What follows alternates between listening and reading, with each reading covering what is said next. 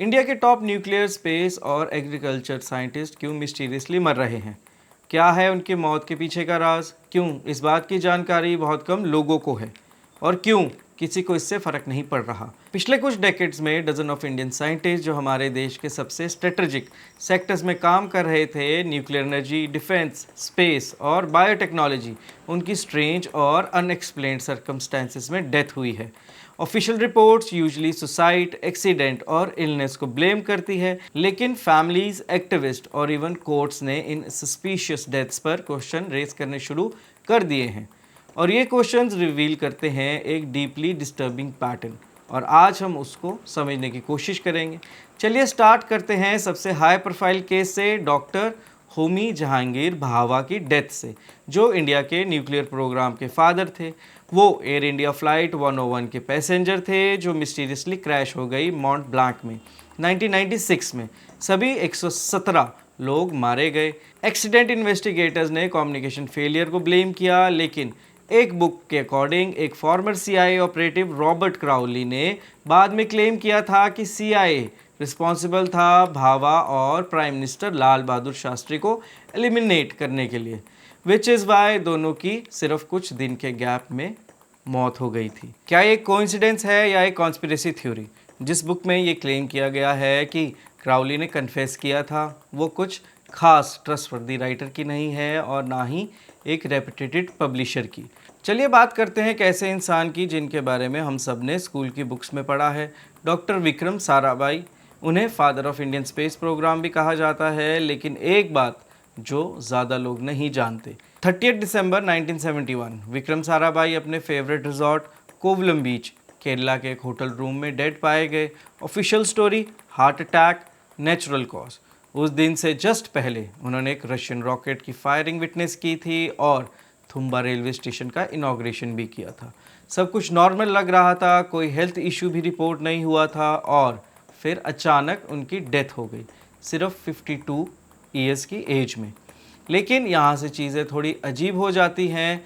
कमला चौधरी उनकी एक close associate थी IIM अहमदाबाद में।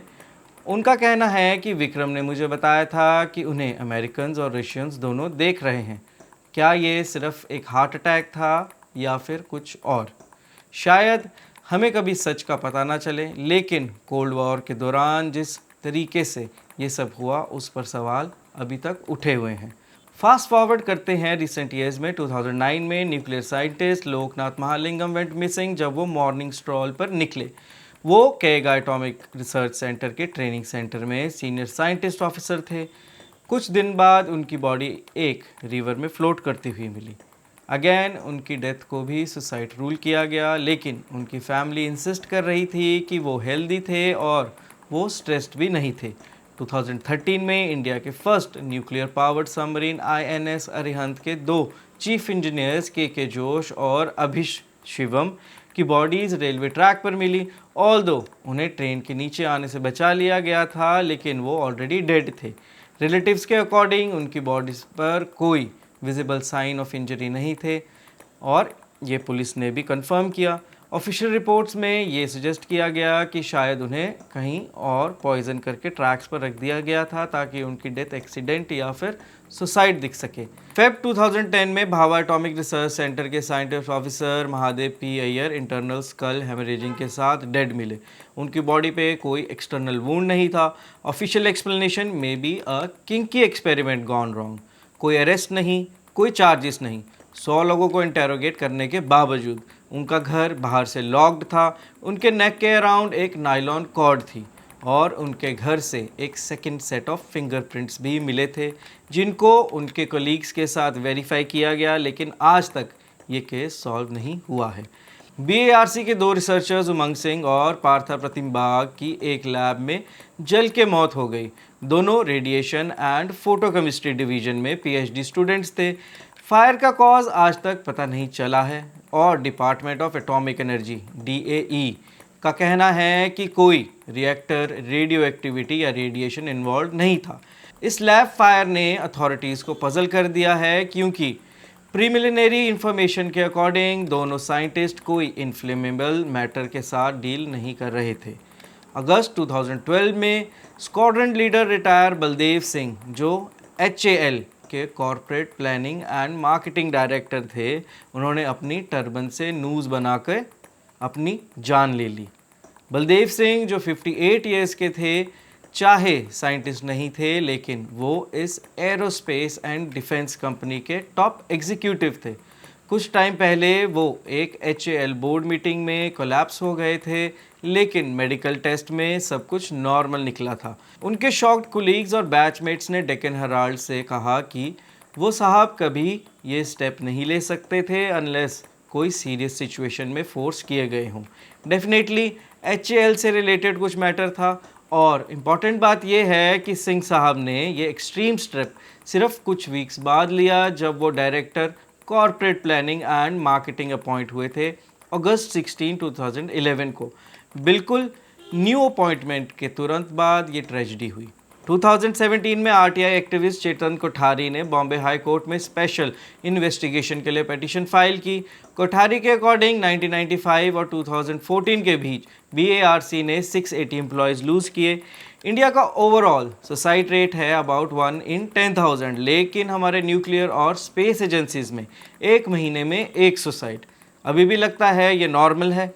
चलिए बात करते हैं कैंसर के बारे में। एक RTI के रिप्लाई में BARC ने एडमिट किया है कि 1995 और 2014 के बीच इंडियन न्यूक्लियर साइट्स पर nearly 70% of 3,887 health related deaths cancer की वजह से हुई। फाइनली बात करते हैं पद्मश्री अवॉर्डी डॉक्टर सुबन्ना अय्यप्पम के हॉरिफाइंग केस के बारे में।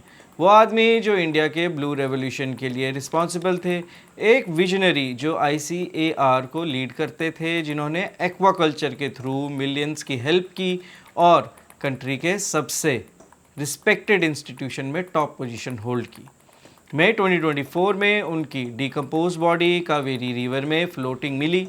ऑफिशियल वर्ड सुसाइड, कोई एक्सप्लेनेशन नहीं, कोई आउटरेज नहीं, बस अनदर डेड साइंटिस्ट। और परहैप्स यही सबसे डैमिंग पार्ट है, सिर्फ डेथ नहीं, साइलेंस। कोई नेशनल मेमोरियल नहीं, कोई पब्लिक इंक्वायरी नहीं, कोई अर्जेंट रिफॉर्म नहीं।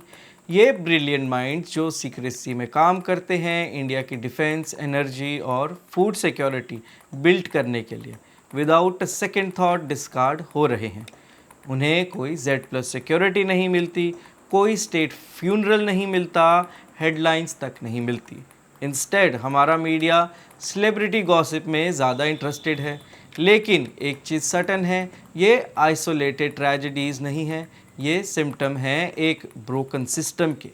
एक सिस्टम जो फेल कर रहा है अपने बेस्ट माइंड को प्रोटेक्ट करने में, एक सिस्टम जो नेशनल एसेट्स को एक्सपेंडेबल समझ रहा है। और रियल क्वेश्चन ये है, कितने और साइंटिस्ट को मरना होगा before we as a nation pay attention.